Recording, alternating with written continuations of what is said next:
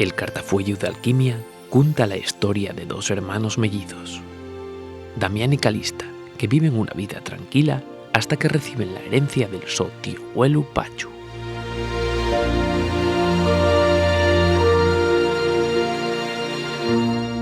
La obra y una novela para adolescentes que trata con acierto las relaciones familiares de dos hermanos que descubren un secreto sobre la su identidad.